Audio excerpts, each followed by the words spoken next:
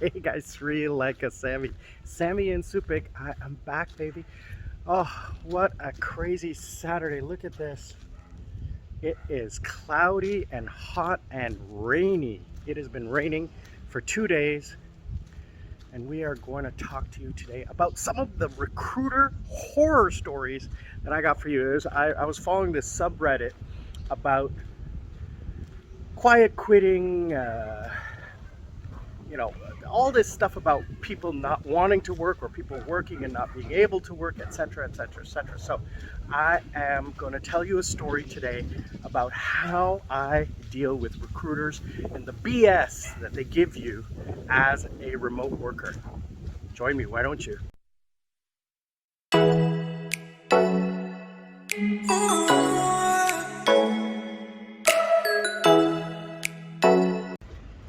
Hey guys, so I thought I was going to walk on the beach today, but it's really breezy, so the microphone probably will be too much background noise. So I'm going to just walk on the back road here, talk to you. So by the way, please join as a member if you want to support the channel. I'm trying to upgrade my equipment, and I'd like to get a GoPro, but I'm going to start off small, just with a lavalier microphone, wireless microphone, just to improve the sound quality, because I'm going to do a lot more outdoor videos. So I want to have that for you guys.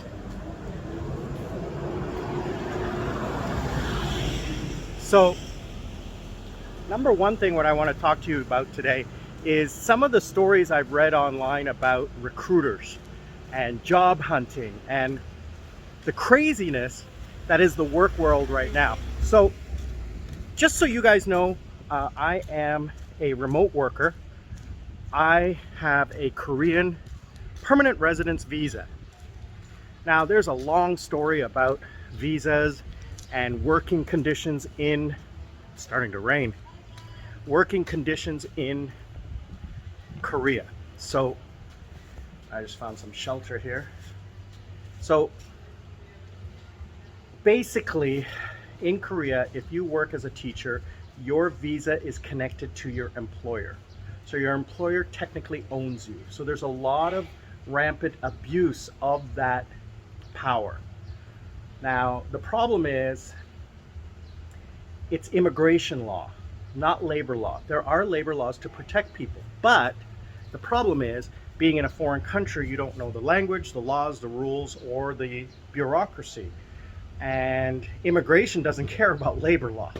They only care about immigration law.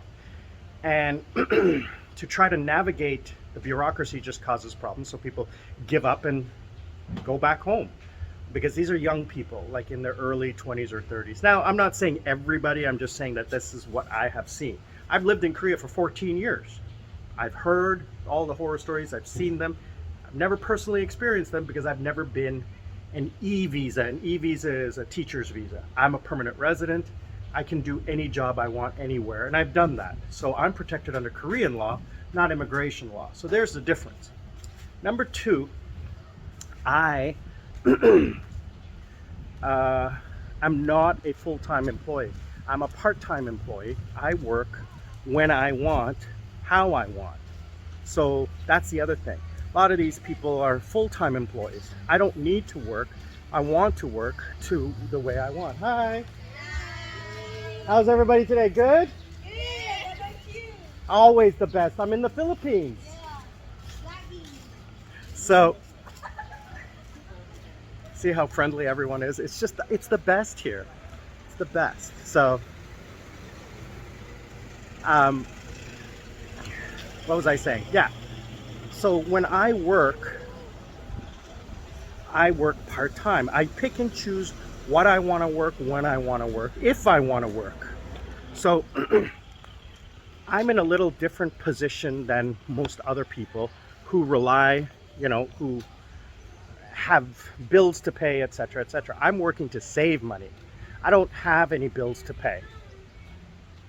Technically, I could live off the money I have in the bank right now, but I want to travel and live live a nice life instead of just a sustenance life. So anyway, here's the story. So recruiters are constantly trying to, they're salesmen. That's their job. Their job is to make money. And the less they pay you, the more they earn. And they're competing with other recruiters for the same job. So let's say, for example, Samsung, in my case, as a freelancer, Samsung is looking for a teacher to teach one of their executives. And they put it out there to all the recruiters or the ones that they're doing business with. And in Korea, there's 4 or 5 big ones. And then there's a bunch of little guys, independents, who've built up their network, right? So basically, the recruiters then go out and find the teachers. They either advertise or they have their database of teachers. So what happens is you'll see the same position, the same posting by 5 or 6 guys. And they're each advertising this either the same price or a different price.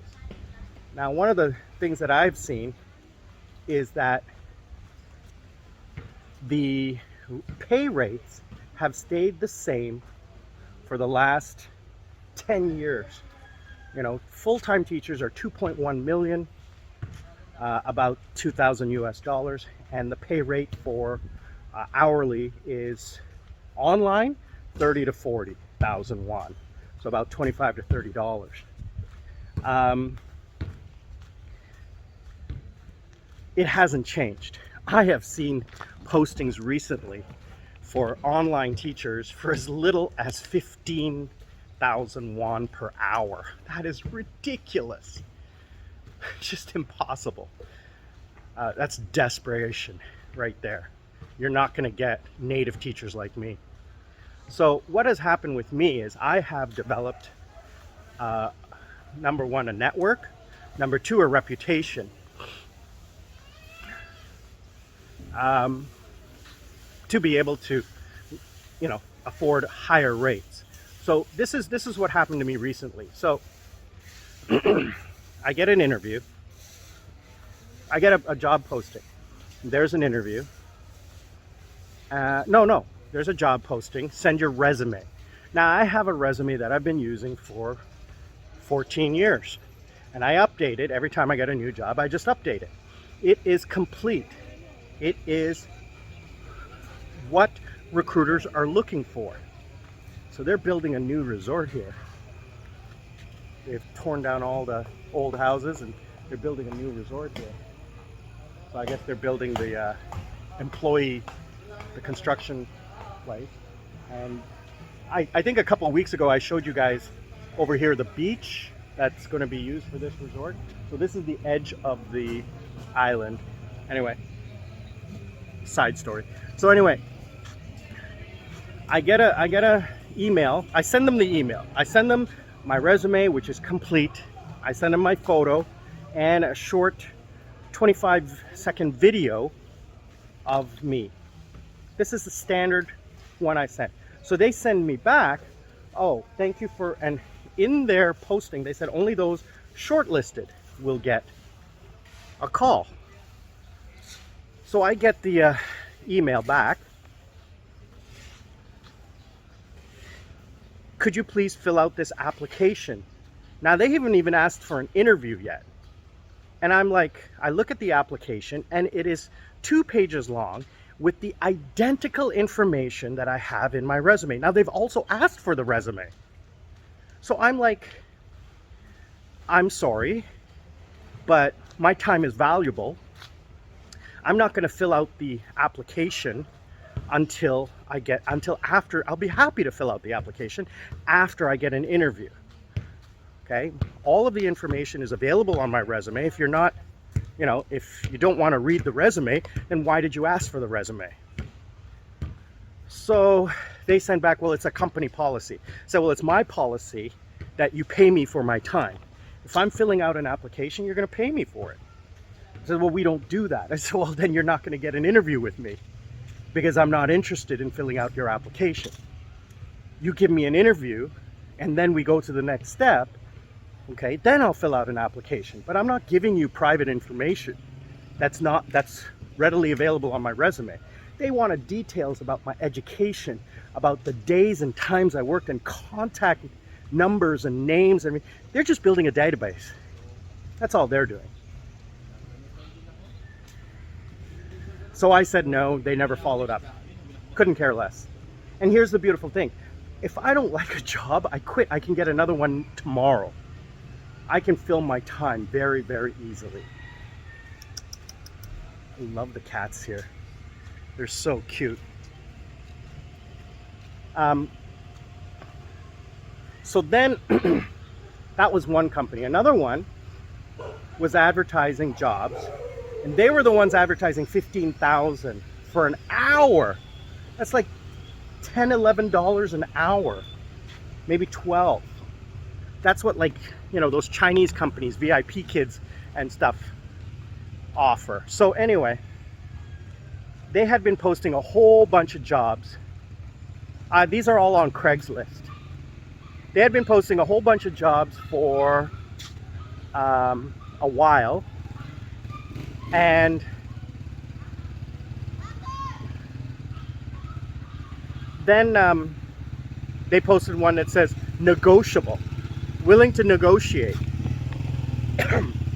And they asked for some very specific requirements for the job. So I said, okay, you know, here's my resume, here's my qualifications for the position that you are asking for, and how I am an expert. And then I said in the email, I said, I noticed your previous postings for 15,000 won, and that this posting is negotiable. I'll let you know in advance, I'm not interested unless it's 30,000 per hour. How are you guys? So I posted in the email, I'm not interested unless the minimum rate is 30,000 per hour. Minimum. So never got an answer back. The final thing was I work for a company I've been working for like 8 years, a recruiter. Now it's a large company. And they have so many managers, right? And these guys are commission based. So they're making money. They have a quota. They have to make their money. So, you know, they have checklists that they have to go over with every teacher. So I had one of the managers give me a job. And she said she wanted to meet with me online for a quick orientation for the class. Now, this was not a special class. This was not a new kind of class. This was the same thing I've been doing for the last 14 years. So, you know, I have a portfolio with these companies. They know who I am. They know my qualifications, and they have my reviews from clients and from themselves. So this is where it gets confusing. So we come in now, granted she's new, granted she's young, granted she is not 100% English. Her English wasn't that great, but I started off the meeting by saying, okay, you know my qualifications, right? She goes, yes, I've seen your resume. I said, you know, I've been doing this for 14 years. She goes, yeah. So then she proceeds to go through step by step the online attendance tool, a tool I've been using for 8 years. And I said to her, listen, I know how to use this. I've been using it for 8 years. Okay. She goes, yeah, but I just want to go. I go, listen. I'm very busy. Is there anything in your orientation? This was after about 5 or 10 minutes. This is after about 5 or 10 minutes of this. And I'm trying not to be rude. And I finally said, listen. Is there anything in here that I don't already know? She goes, I don't know what you know or don't know. I said, I've been working for your company for 8 years. What do you think I don't know? And she's like, well, okay, I said, thank you. I said, I'm not trying to be rude or anything. It's just that I'm very busy and you're taking time out of my day that I'm not being paid for. I'm a freelancer. I'm not a salaried employee. Okay? And she's like, okay. So, you know, it just drives me insane with this. So I challenge recruiters. I tell them, listen, I understand that you're, you know, in business. I understand you have a quota. I understand you work on commission. I understand all that. But I'll tell you this, I'll never be late. I'll never get a complaint. And the customer will re-sign the contract at the end of the contract. So you have to pay me more. The one company I've been working for, they also didn't give me a raise because I have to do 60 or 40% of my classes offline. And I don't because I'm working remote. So I said, all right, so just because I don't work offline, my value is less? And they're like, well, that's just a policy. So I don't work with them anymore. I'm working with another company that's giving me way more money and less drama and stress. A company that actually relies on me and appreciates the fact that I'm flexible. So yeah, that's my story on this. Hope you guys enjoyed it. Please like, share, comment. Let me know what you think. And look back on some of my older videos on working in Korea. Sri Lanka Sammi and Supik. Live in life. Don't let life live you. I am out.